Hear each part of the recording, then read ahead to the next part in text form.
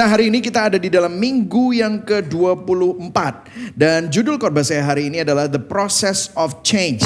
Ternyata proses itu sangat perlu dinikmati dan perlu saudara pahami. Terutama di dalam buah roh. Anda dibawa Tuhan dalam suatu journey of faith. Perjalanan iman untuk dibawa semakin serupa di dalam Kristus, dan itu ternyata ada prosesnya. Dan kita akan bicara. Nah, ayat yang kita baca hari ini sudah dibaca minggu lalu, tetapi kita akan melihatnya dari angle yang berbeda. Kita akan mengeksposisinya lebih dalam dan lebih detail ya. Galatia 5 ayat 16 sampai 18, kemudian kita akan loncat ayat 22 sampai 25. Yang putih saya bacakan, yang oranye saya bacakan, kita semua bisa baca bersama-sama. Galatia 5 ayat 16. Maksudku ialah hiduplah oleh roh, maka kamu tidak akan menuruti keinginan daging. 17. Sebab keinginan daging berlawanan dengan keinginan roh, dan keinginan roh berlawanan dengan keinginan daging, karena keduanya bertentangan, sehingga kamu setiap kali tidak melakukan apa yang kamu kehendaki. Akan tetapi jikalau kamu memberi dirimu dipimpin oleh roh, maka kamu tidak hidup di bawah hukum Taurat. Kemudian kita akan lompat ayat 22, saya lagi. Tetapi buah roh ialah kasih, sukacita, damai sejahtera, kesabaran, kemurahan, kebaikan, kesetiaan, kelemah lembutan, penguasaan diri. Tidak ada hukum yang menentang hal-hal itu. Barang siapa menjadi milik Kristus, ia telah menyalibkan daging dengan segala hawa nafsu dan keinginannya. Ayat 25, jikalau kita hidup oleh roh, baiklah hidup kita juga dipimpin oleh roh. Berbahagialah orang yang mendengar firman Tuhan, memelihara dalam hatinya dan melakukan dalam hidupnya. Nah, saudara, kehidupan iman Kristen itu sangat erat dengan perubahan hidup. Namun banyak orang punya salah pengertian, gagal paham apa arti perubahan hidup. Kadang-kadang kita berpikir melayani Tuhan itu adalah perubahan hidup. Datang ke gereja adalah perubahan hidup. Yes, tetapi perubahan hidup yang dimaksudkan oleh Alkitab itu lebih dalam dari itu. Bahkan orang berpikir perubahan hidup hanya dapat terjadi kalau kamu disiplin. Kalau kamu melakukan kemauan yang keras untuk berubah. Apakah seperti itu? Nah, kita akan mempelajarinya. Ternyata perubahan hidup itu hanya dapat dipimpin oleh roh. Maka sifat perubahan hidup oleh roh. Poin saya yang pertama. The nature of change by the Spirit. Ternyata change by the Spirit itu ada nature-nya, sifatnya. Kemudian yang kedua, pola perubahan hidup oleh roh. Pola. The pattern of change by the Spirit. Ada polanya, ada patternnya. Kemudian proses perubahan hidup oleh roh. The process of change by the Spirit. Ya, kita akan telaah satu persatu. Dari nomor 1, sifat perubahan hidup oleh roh. The nature of change by the Spirit. Yang ready katakan yes? Yes. We have a lot to cover. So I'm gonna banyak diskusi, dan kita akan sama-sama masuk. Nah, ada yang menarik saudara. Mengapa Rasul Paulus menggunakan kata buah, fruit? Mengapa tidak mengatakan karakter roh atau sifat dari Roh Kudus, tetapi dia pakai buah?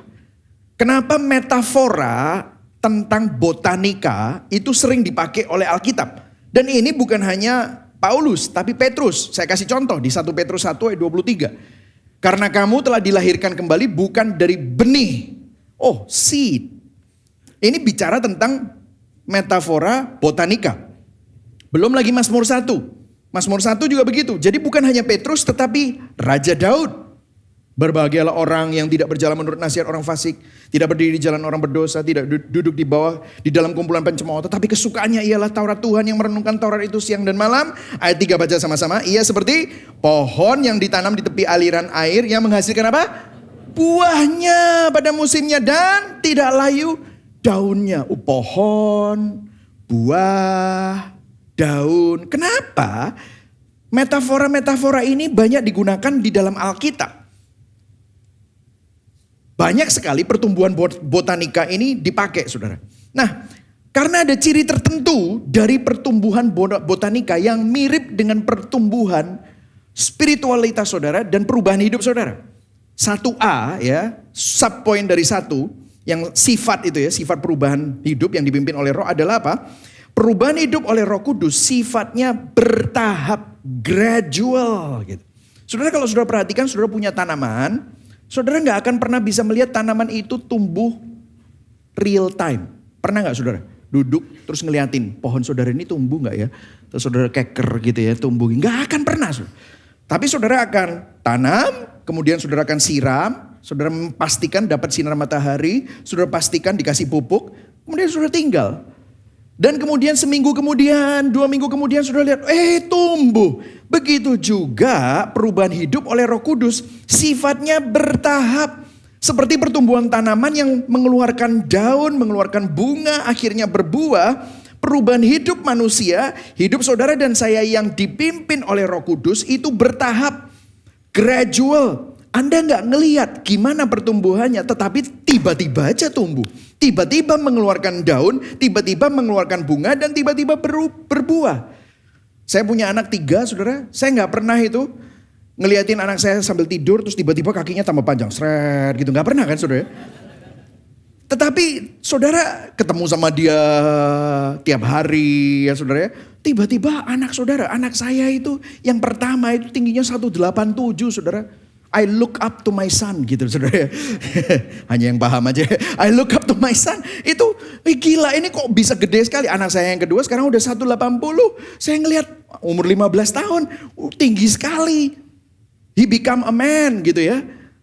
Coba saudara lihat ya, kalau misalnya anak saya gitu ya, umur 15 tahun gitu, terus udah gitu saya suruh lari 100 meter, shred gitu ya, lari 100 meter, terus kemudian diukur gitu ya. Kemudian 2 tahun kemudian saya suruh lari lagi 100 meter, dia pasti lebih gede, selama pertumbuhannya normal ya saudara, pasti lebih cepat. Tapi kalau saya tanya dia, kamu kerasa cepat gak?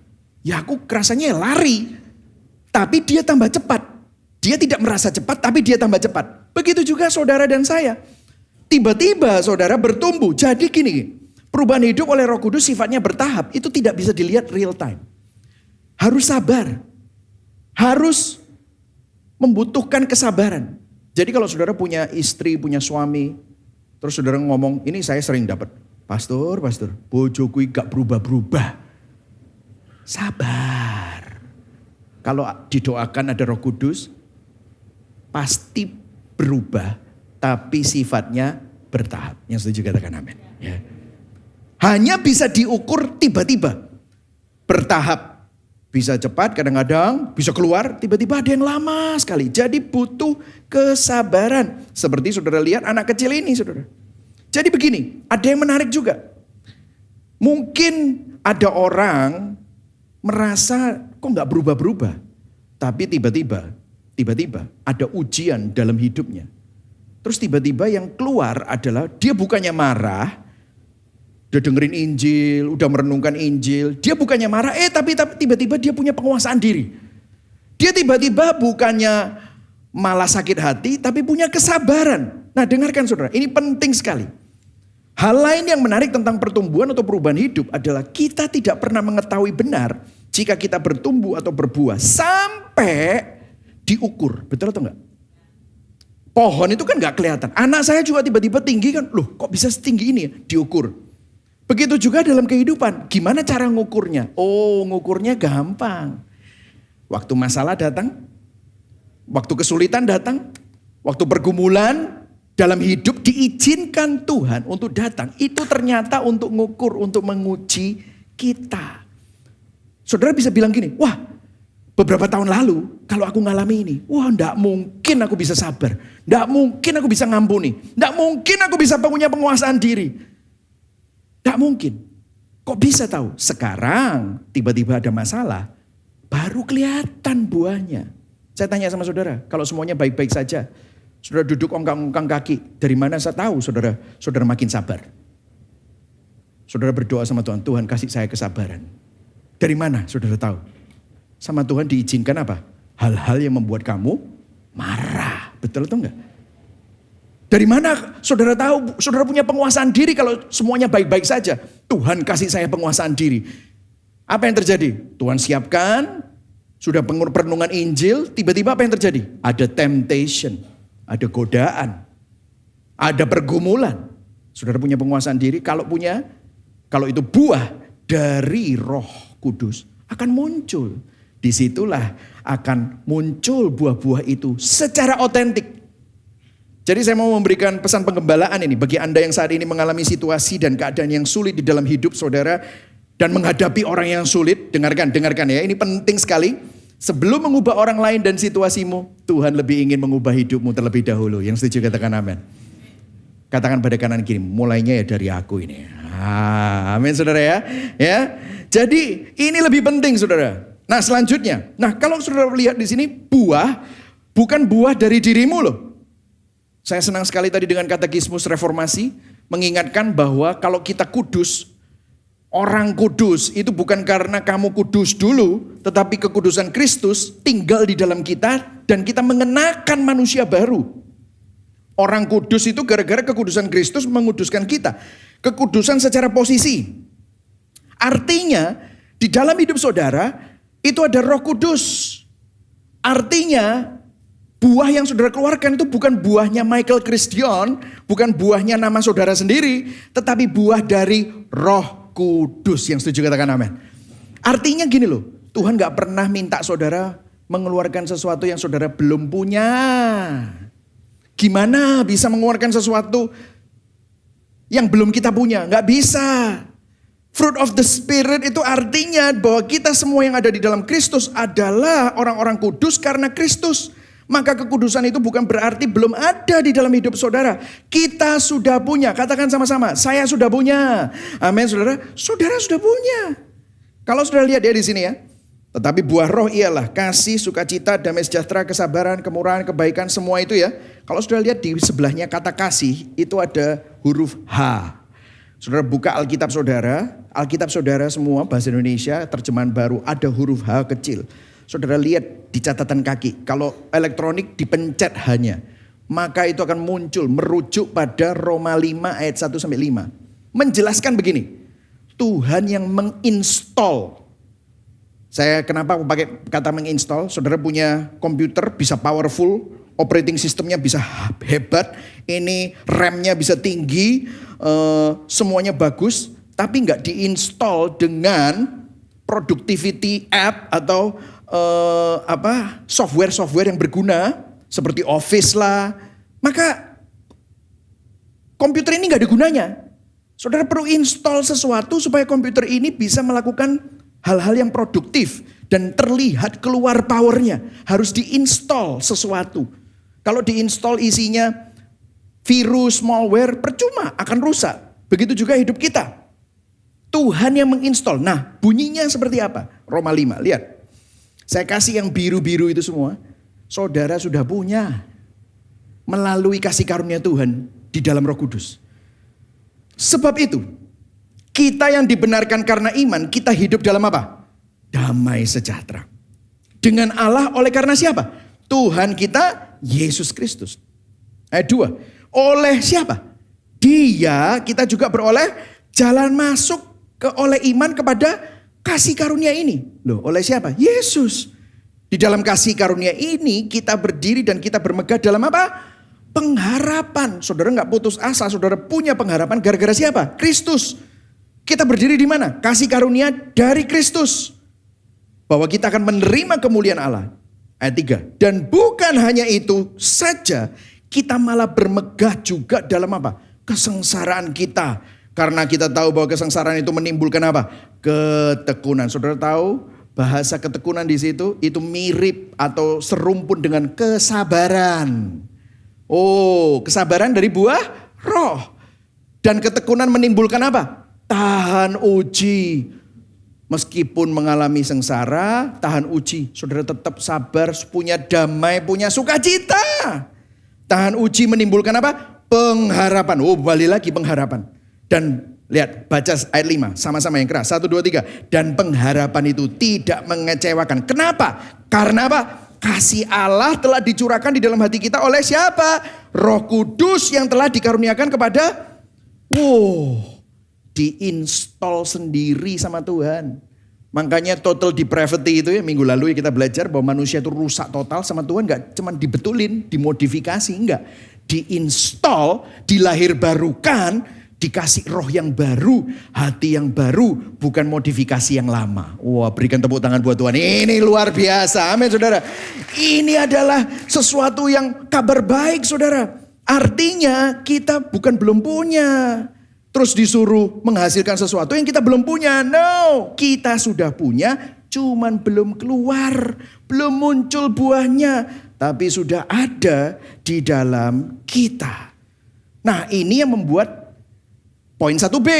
Perubahan hidup oleh Roh Kudus bukan cuma hanya bertahap, tetapi sifatnya pasti. Karena di dalam saudara ada benih dan kuasa Roh Kudus yang memberikan kita kebangkitan rohani. Nah saudara, ada seorang yang namanya G. Campbell Morgan, adalah seorang hamba Tuhan Inggris. Dia menceritakan sebuah kisah di mana dia melihat sebuah contoh yang menunjukkan kekuatan dari pertumbuhan dari Roh Kudus ini.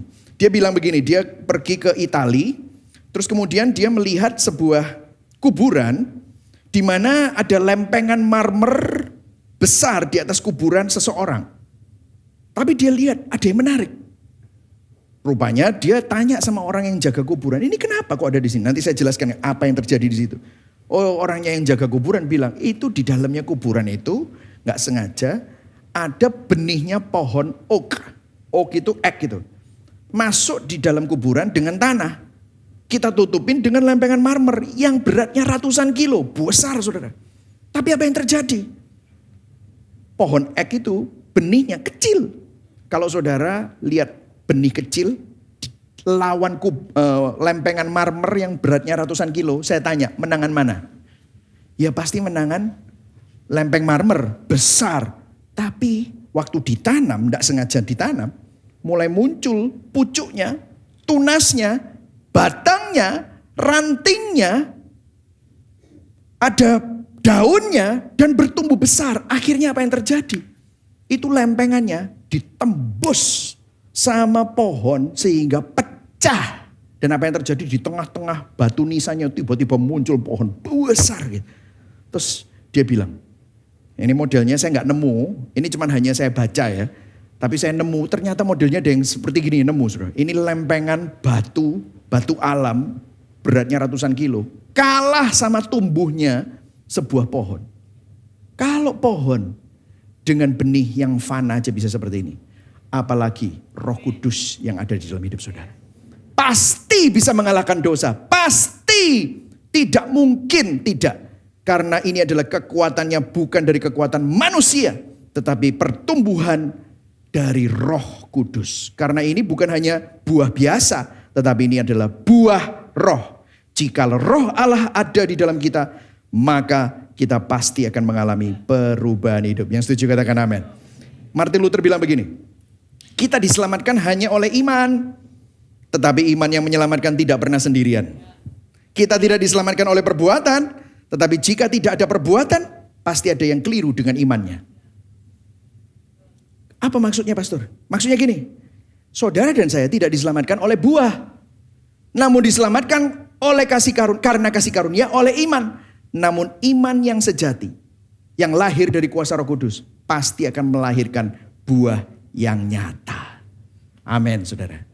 Jadi ya gini ya, jangan bilang gini saudara, oke. Ini saya banyak nih konseling. Aku iki wis ngene iki lho. Wis bangkotan, wis tuwek, gak usah suruh-suruh berubah. Saudara harus berubah, bertobat dari ini semua. Karena kalau di dalam saudara ada Roh Kudus, pasti perubahan itu akan terjadi. Pasti. Tapi sabar.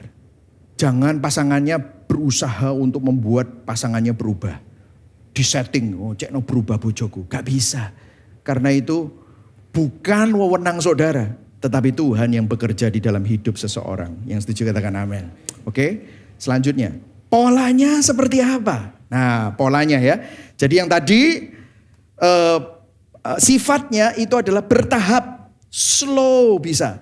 Tapi pasti. Jadi kalau saya mau ngomong dalam bahasa Inggris, slow but sure. Kenapa? Karena yang melakukan bukan manusia, benihnya, bibitnya dari Roh Kudus. Kemudian berikutnya, pola perubahan hidup dalam roh. Ya, seperti apa? Nah kalau saya tunjukkan seperti ini saudara ya. Yang kedua A itu gini, perubahan hidup oleh roh, polanya dari dalam keluar. Dari dalam keluar. Nah saudara melihat ya, ini sekarang ada konstruksi ya, sebagian dari lapangan parkir itu diambil untuk jadi gudang dan juga tempat machinery-nya. Kemudian di sini saudara mulai lihat ada digging segala macam, terus di sebelah sana saudara lihat sudah mulai diperkuat itu fondasinya ya. Nah, makanya jadi ada banyak konstruksi dan saudara jangan kaget nanti dalam beberapa bulan mungkin akan muncul kelihatan struktur-struktur yang akan ada sampai 6 lantai saudara ya.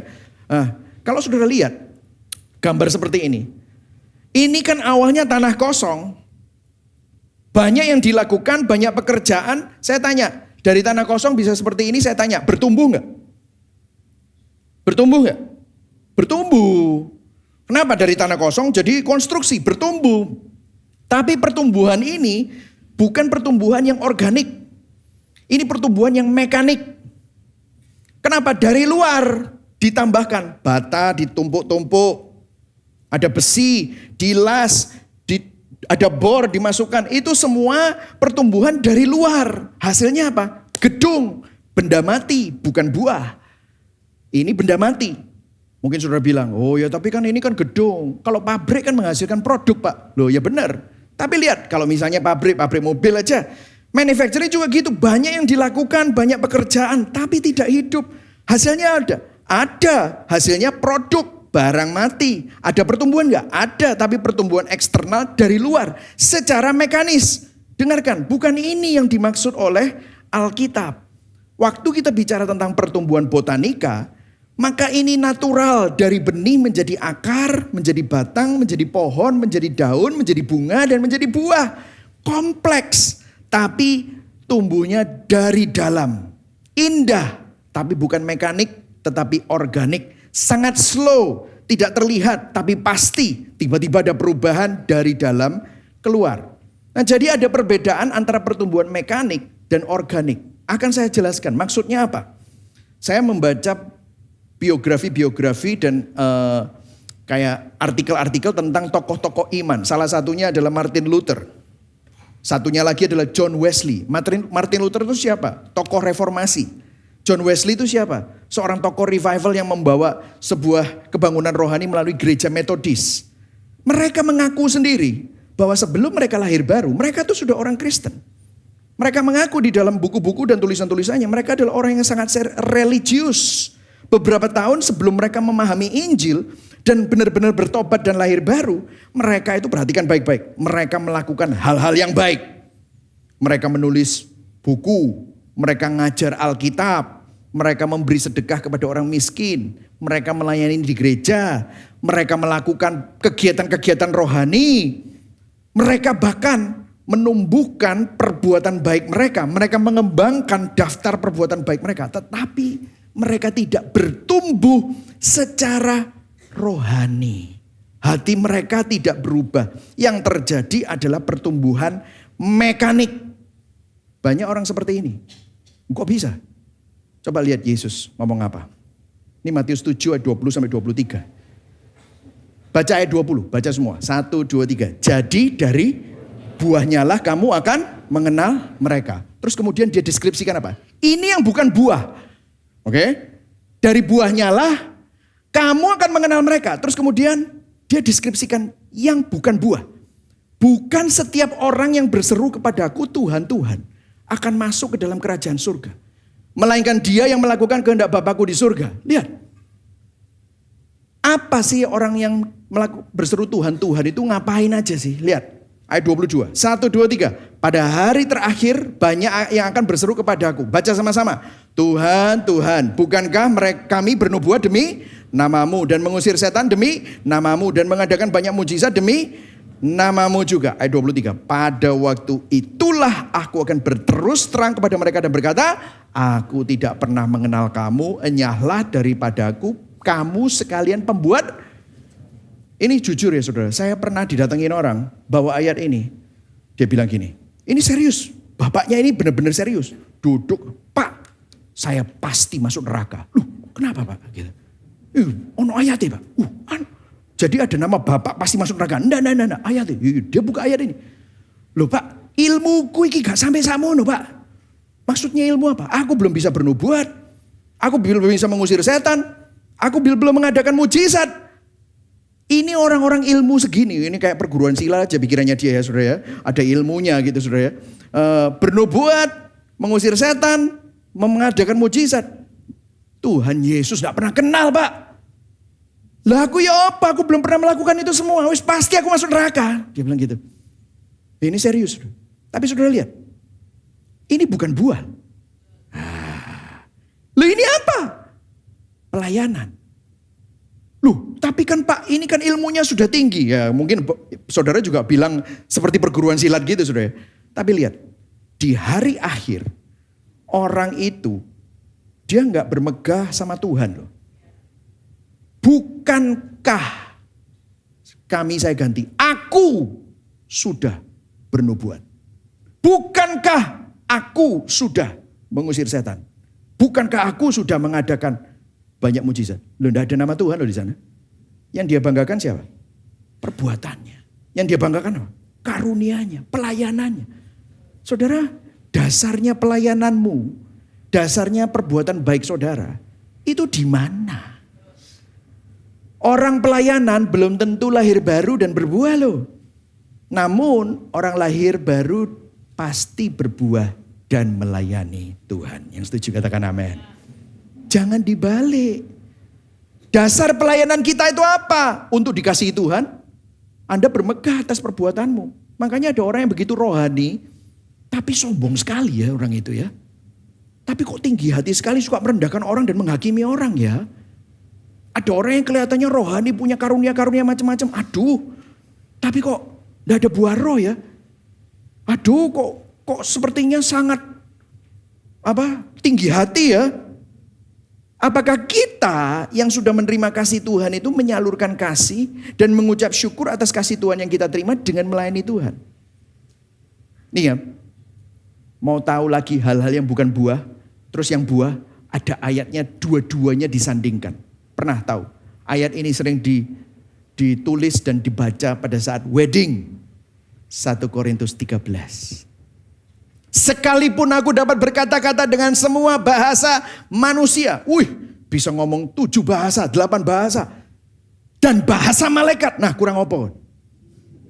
Bahasa roh. Menerjemahkan bahasa roh. Hebat loh ini. Lihat. Tetapi jika aku tidak mempunyai kasih. Buah roh. Jadi yang tadi bukan buah. Buah rohnya keluar. Aku sama dengan orang yang berkumandang dan canang yang gemerincing. Tong kosong nyaring bunyinya. Gak ada gunanya. Sekalipun, nah ini nih. Aku mempunyai karunia untuk bernubuat. Lo keluar saudara. Aku mengetahui segala rahasia, memiliki seluruh pengetahuan. Dan sekalipun aku memiliki iman yang sempurna untuk memindahkan gunung. Mujizat ini. Betul. Tetapi jika aku tidak mempunyai apa? Kasih. Aku sama sekali tidak berguna. Ini orang suka baksos. Orang suka punya yayasan. Sekalipun aku membagi-bagikan segala sesuatu yang ada padaku. Jadi martir dan bahkan menyerahkan tubuhku untuk dibakar. Oh ternyata jadi martir punya yayasan bakti sosial bukan buah. Tetapi jika aku tidak mempunyai kasih. Ayo baca sama-sama. Sedikit pun tidak ada faedahnya bagiku. Perhatikan baik-baik. Jika hidup Anda tidak mengalami perubahan, namun hidup orang lain diubahkan melalui pelayanan Anda, maka yang berbuah bukan Anda.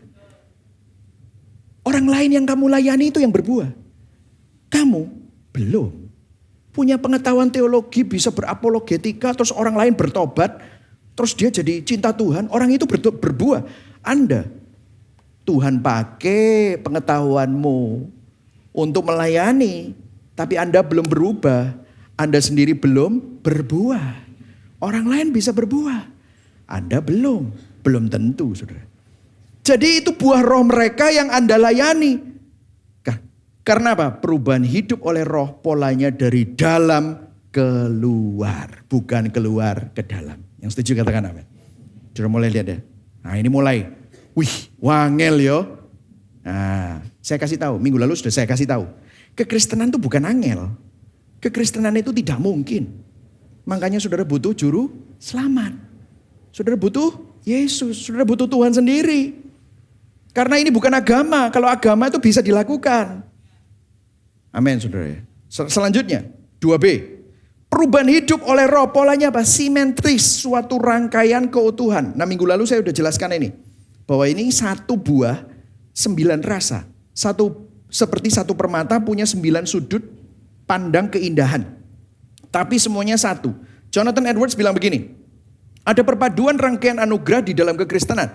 Artinya Anda tidak bisa mendapatkan pertumbuhan dari satu bagian dari buah roh tanpa pertumbuhan di semua bagian yang lain. Jadi kalau saudara baca tadi, kasih, sukacita, damai sejahtera, kesabaran, kemurahan, kebaikan, kesetiaan, kelemah lembutan, penguasaan diri, itu semua kesatuan. Tidak terpisahkan. Perhatikan baik-baik. Kalau saudara bilang, orang itu tuh loh punya kebaikan. Nah, minggu lalu sudah sempat kita bicarakan. Dengarkan, kebaikan kita tanpa kuasa Roh Kudus hanyalah temperamen sifat alami.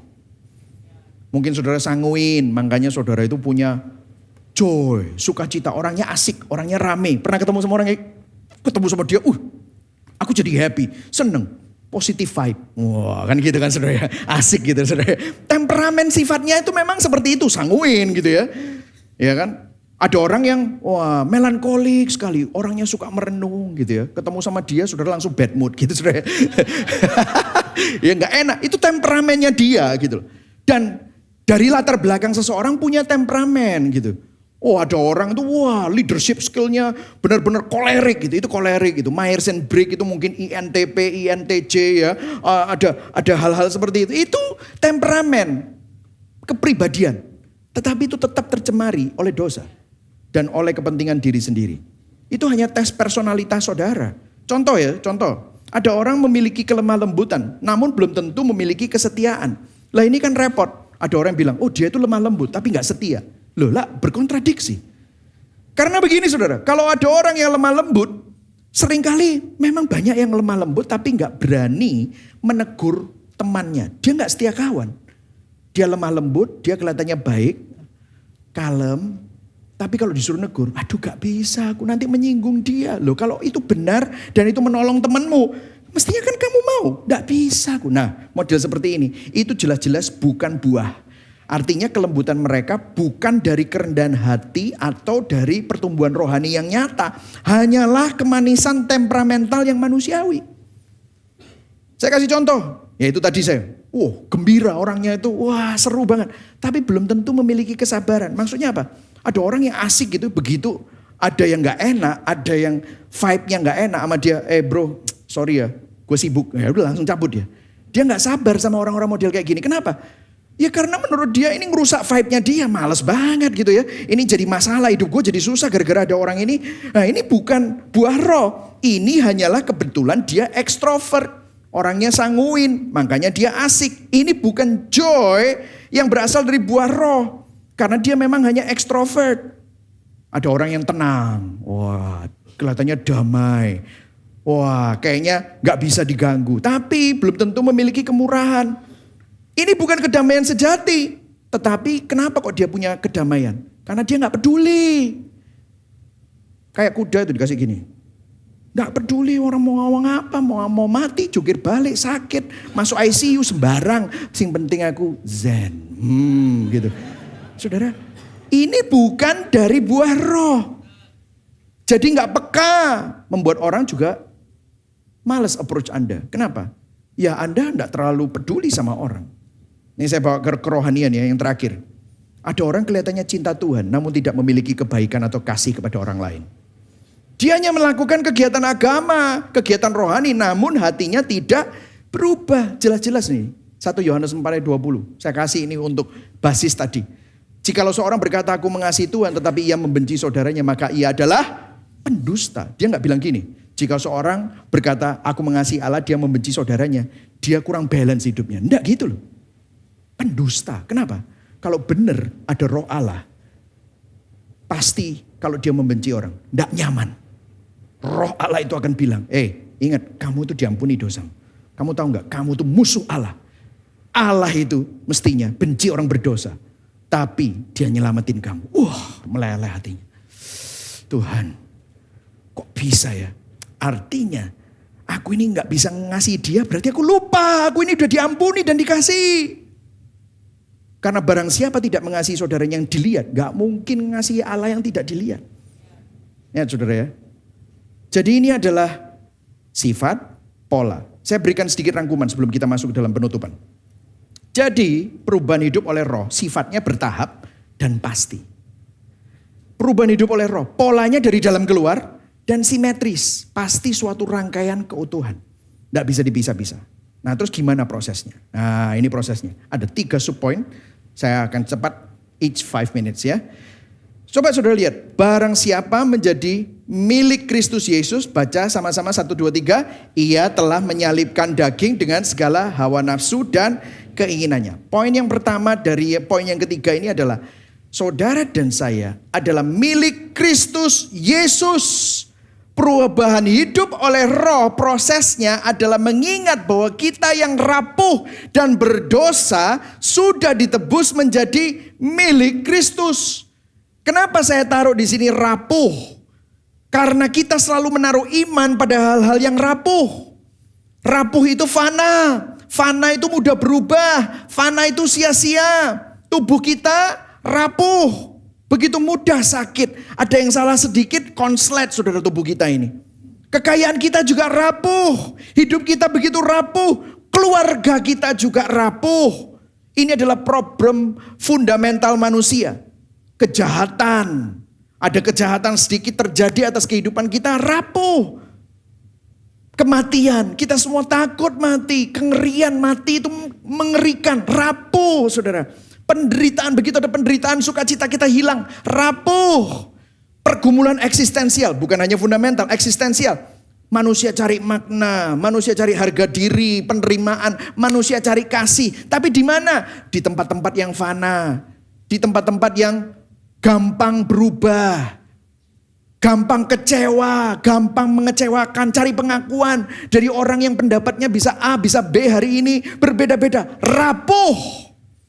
Katekismus kita juga sudah ditekankan bahwa di dalam Kristus, puji Tuhan, kita tidak berdiri sendirian.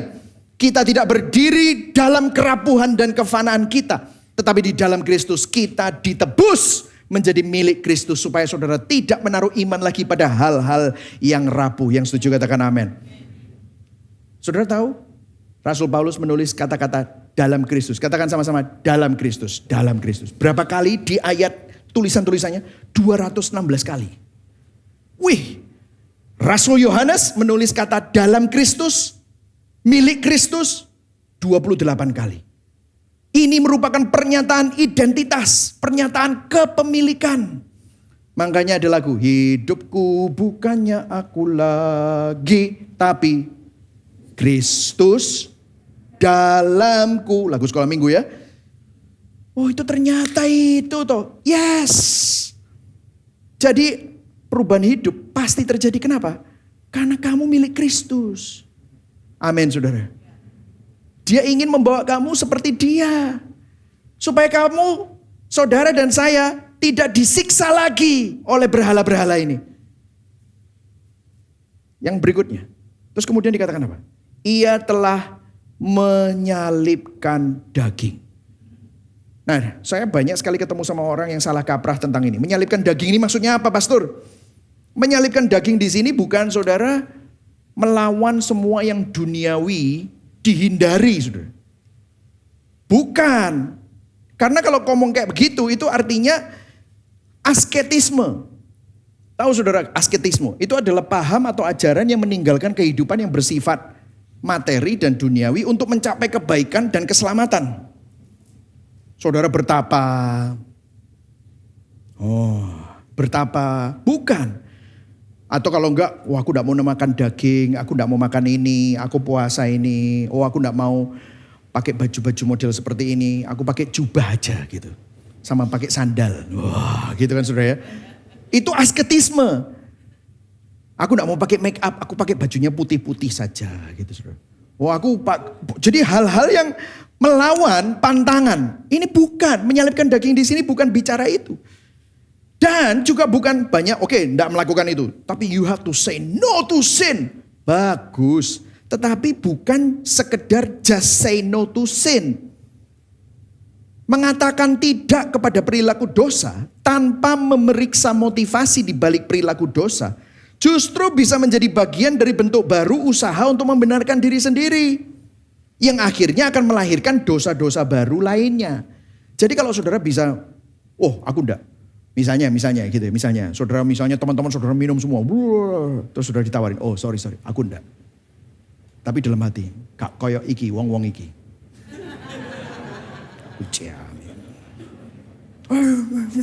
Sorry, aku enggak. Kak koyok wong bodoh iki ya. Loh, itu bukan buaro. Sombong kamu itu, betul ya? Ngerti ya saudara? Jadi bukan cuma hanya enggak. Aku enggak pernah selingkuh. Gak kayak wong-wong itu selingkuh kabeh, gak main ya saya. Sombong saudara. Jadi akhirnya apa? Mengatakan tidak pada perilaku dosa, tapi enggak meriksa motivasi di hati kita. Jadi ini bukan yang dimaksudkan menyalibkan. Apa yang dimaksudkan? Nah ini trik 3B. Artinya apa? Mengidentifikasi dan membongkar berhala yang ada di dalam hati yang rapuh. Maksudnya apa? Kita menghancurkan kuasa dan daya tarik yang dimiliki oleh hal-hal yang rapuh dan fana itu tadi itu loh. Kita hancurkan kemampuan mereka untuk menggoda pikiran kita dan mengobarkan hasrat yang tidak sesuai dengan firman Tuhan. Jadi menyalibkan daging adalah mencekik dosa pada tingkat motivasi, pada tingkat perilaku. Kita perlu mengidentifikasikan berhala dan membongkar berhala itu, melucuti dosa di tingkat yang terdalam yaitu motivasi hati. Nah, mungkin saudara tanya, gimana caranya? Caranya ada saudara. Lihat di sini.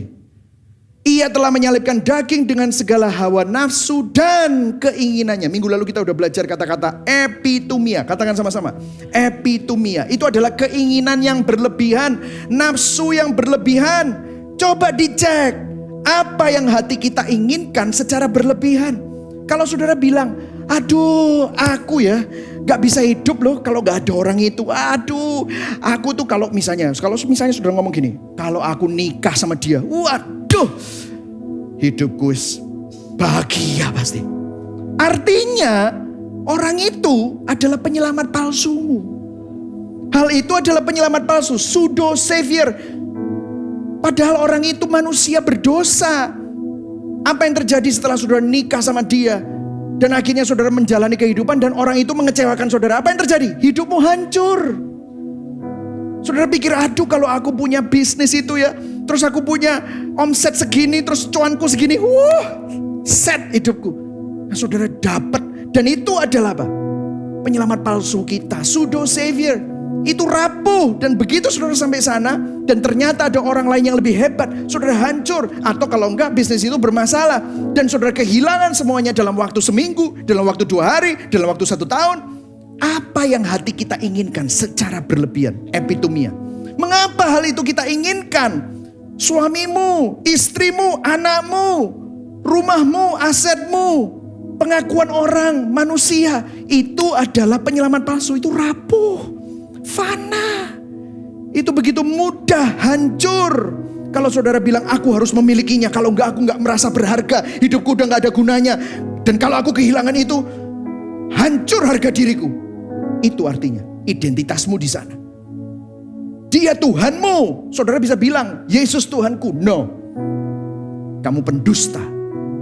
Karena sebenarnya hatimu terpaut pada hal-hal yang fana dan rapuh. Itu harus dilucuti saudara. Dibongkar, identifikasikan, telusuri. Kenapa saudara takut? Kenapa saudara marah? Kenapa saudara resah? Yang membuat kamu takut, resah, marah. Kalau itu hilang, nah, kelihatan. Itulah Tuhanmu yang rapuh. Kamu mestinya gak percaya. Kamu mestinya gak pasti.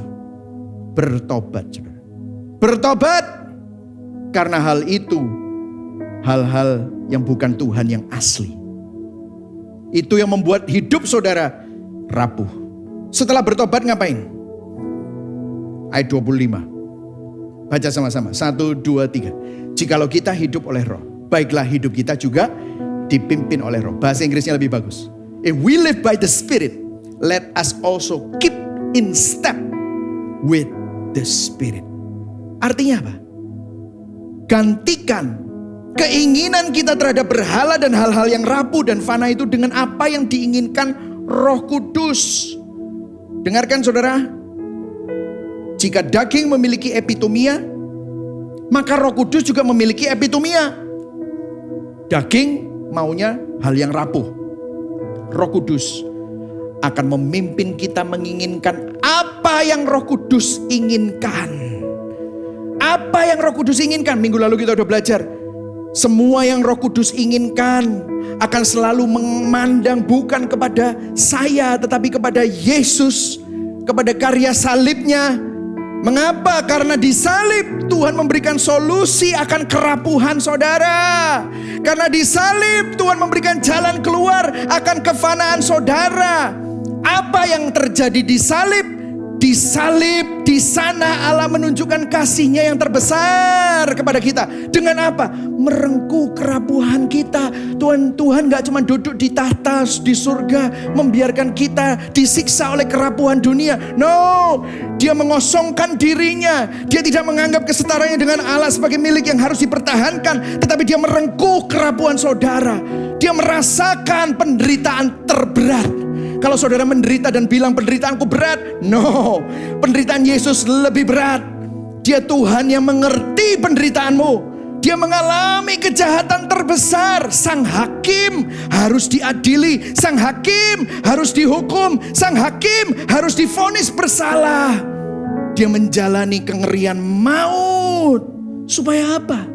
Supaya saudara tidak menemukan keutuhan di tempat-tempat yang rapuh lagi. Supaya kita menemukan keutuhan kita di dalam Kristus. Saudara tidak perlu mencari penerimaan dari mertuamu yang bisa berubah, dari suamimu yang tidak konsisten, dari istrimu yang bisa mengecewakan, dari anak-anakmu yang belum tentu hormat sama kamu. Saudara tidak perlu mencari penerimaan lagi di situ. Saudara mendapatkan penerimaan di dalam Yesus. Inilah anakku yang kukasihi, kepadanya lah aku berkenan. Perkenanan saudara ada di dalam Kristus. Saudara bisa tenang. Karena Tuhan yang sama yang memilih saudara, memastikan bahwa Dia menginstall Roh Kudus-Nya di dalam hati saudara. Saudara memiliki pengharapan, pemulihan, keselamatan. Berikan tepuk tangan buat Tuhan. Inilah yang saudara punya miliki di dalam Yesus Kristus. Roh Kudus akan memimpin kita kepada keindahan Injil. Lihat Yesus. Lihat keindahan dari apa yang telah Yesus lakukan. Lihat kemuliaannya, lihat kasih-Nya. Itulah sebabnya setiap kali saudara dengar Injil, hati saudara bergetar, hati saudara meleleh, air matamu berlinang. Saudara tersentuh, terharu dan bersyukur. Kenapa? Saat kita melihat keberdosaan kita. Waktu kita mendengar Injil, Roh Kudus menolong kita melihat kasih-Nya yang besar. Poin yang terakhir, perubahan hidup oleh Roh prosesnya adalah melihat keindahan Kristus, kasih-Nya, dan karya salibnya. Timothy Keller bilang begini, every other religion and philosophy says you have to do something to connect to God. But Christianity says, no, Jesus Christ came to do for you what you couldn't do for yourself. Semua agama, semua filosofi dari dunia berkata bahwa kamu harus melakukan sesuatu dulu untuk berkenan dan berhubungan dengan Tuhan. Tetapi kekristenan berkata tidak. Yesus Kristus datang ke dunia untuk menyelesaikan sesuatu dan melakukan sesuatu yang kita tidak dapat lakukan oleh kekuatan kita sendiri. Galatia 2 ayat 19b, baca sama-sama. Dan kemudian baca yang ayat 20, kemudian kita akan akhiri. 1, 2, 3. Supaya aku hidup untuk Allah, aku telah disalibkan dengan Kristus. Ayat 20. Namun aku hidup, tetapi bukan lagi aku sendiri yang hidup, melainkan Kristus yang hidup di dalamku. Berikan tepuk tangan buat Tuhan. Amin. Yesus hidup di dalam kita. Hari ini, ayo coba reflect. Apa yang hati kita inginkan secara berlebihan? Mengapa hal itu membuat kita menginginkan hal itu berlebihan? Itu yang membuat kita takut. Itu yang membuat kita khawatir, takut, resah, marah. Pernah gak kita telusuri semua itu dan menemukan akar yang sesungguhnya? Pernah gak? Saudara, kalau Anda mengalami pergumulan, dengarkan. Tuhan izinkan itu untuk mengubah hati saudara, supaya saudara tidak disiksa lagi oleh kerapuhan dan kefanaan dunia. Berhala-berhala yang rapuh dan fana. Supaya saudara mengalami perubahan hidup, pertumbuhan rohani. Bertobat saudara. Jangan sombong. Jangan bilang aku enggak apa-apa kok. Saudara bilang aku cinta Tuhan, tetapi sebenarnya hati saudara ada di tempat-tempat itu. Bertobat. Gantikan janji palsu berhala dengan keindahan kasih Kristus. Nikmati kasih dan penebusan yang kita miliki di dalam karya Kristus.